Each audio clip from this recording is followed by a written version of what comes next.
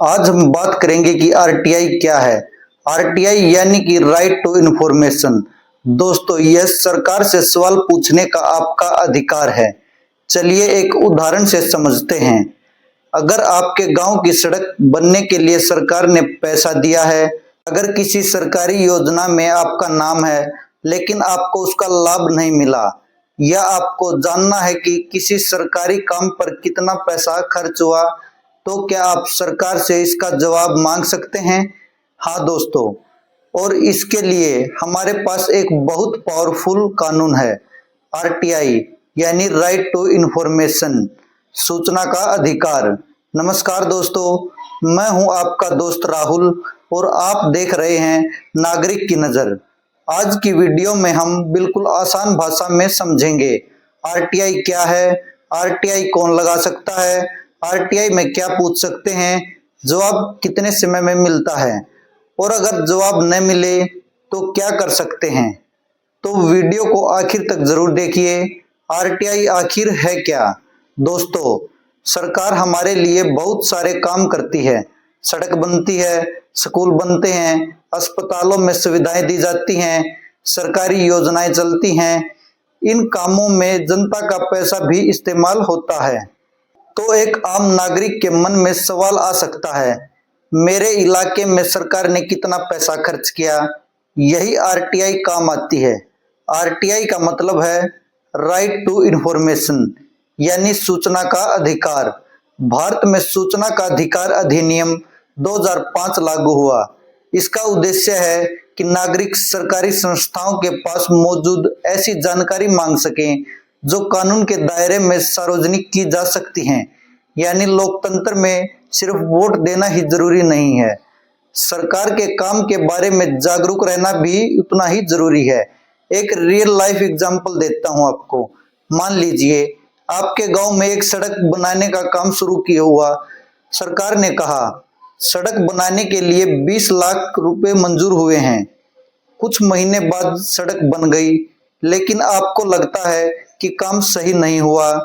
अब आप सिर्फ यह कहकर नहीं बैठना चाहते कि शायद पैसे में गड़बड़ हुई होगी।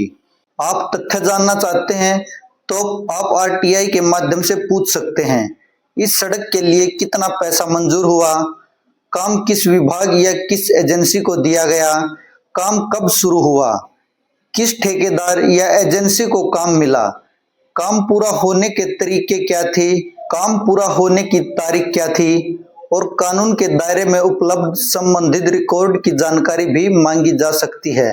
ध्यान रखिए, आरटीआई का मतलब किसी अधिकारी से बहस करना नहीं है। आरटीआई का मतलब है रिकॉर्ड में मौजूद जानकारी को नियम के अनुसार मांगना। अब हम बात करते हैं कि हमें आरटीआई में क्या नहीं पूछना चाहिए। यह बहुत जरूरी बात है। अगर आप आरटीआई लगाते हैं तो सवाल स्पष्ट और रिकॉर्ड से जुड़ा होना चाहिए। उदाहरण के लिए, मेरी समस्या का समाधान क्यों नहीं किया? यह आरटीआई का सबसे अच्छा सवाल नहीं है। इसके बजाय आप पूछ सकते हैं, मेरी शिकायत पर अब तक की गई कार्रवाई से संबंधित रिकॉर्ड आदेश की प्रमाणित प्रति उपलब्ध कराई जाए। यानी आरटीआई में कोशिश करें कि सवाल ऐसे हों जिसका जवाब सरकारी रिकॉर्ड या दस्तावेज से दिया जा सके। आरटीआई कौन लगा सकता है? अब सवाल यह आता है कि आरटीआई को कौन लगा सकता है। भारत का कोई भी नागरिक आरटीआई के तहत सूचना मांग सकता है, बशर्ते वह संबंधित सार्वजनिक प्राधिकरण के दायरे में आने वाली सूचना हो। आपका कोई बड़ा नेता होने की जरूरत नहीं है, आपको कोई वकील होने की भी जरूरत नहीं है। आप एक आम नागरिक हैं और कानून आपको सूचना मांगने का अधिकार देता है। यही आरटीआई की सबसे बड़ी ताकत है। यह सवाल सबके मन में जरूर आता होगा दोस्तों कि आरटीआई में कितने पैसे लगते हैं। आरटीआई आवेदन के लिए सामान्य तौर पर निर्धारित आवेदन शुल्क होता है, लेकिन अलग अलग सरकारी प्राधिकरण और राज्य के नियमों के अनुसार प्रक्रिया और शुल्क में अंतर हो सकता है। गरीबी रेखा से नीचे यानी बीपीएल श्रेणी के आवेदकों के लिए शुल्क से संबंधित विशेष प्रावधान है। इसीलिए आरटीआई लगाने से पहले संबंधित विभाग की ऑफिशियल आरटीआई जानकारी जरूर देखना बेहतर है। और एक बात याद रखिए, आरटीआई कोई डराने का हथियार नहीं है, यह जानकारी प्राप्त करने का कानूनी माध्यम है।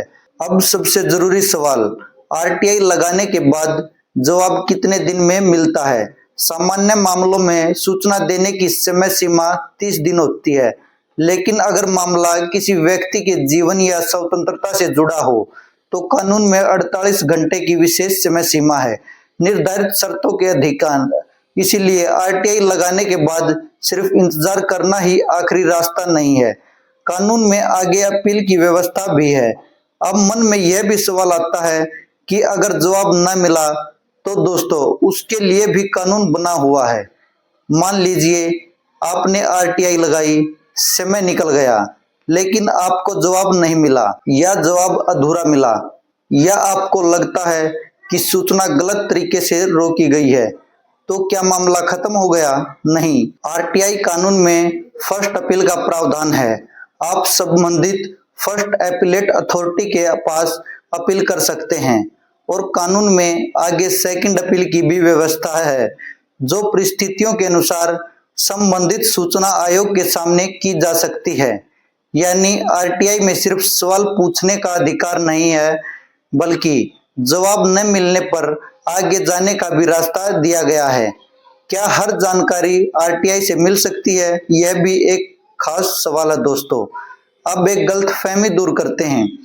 क्या आरटीआई के जरिए सरकार से हर तरह की जानकारी मांगी जा सकती है? आरटीआई एक्ट में कुछ ऐसी सूचनाओं के लिए अपवाद हैं जिन्हें कानून के अनुसार सार्वजनिक करने से रोका जा सकता है। इनमें राष्ट्रीय सुरक्षा, कुछ व्यक्तिगत जानकारी और कानून में बताए गए अन्य मामले शामिल हो सकते हैं।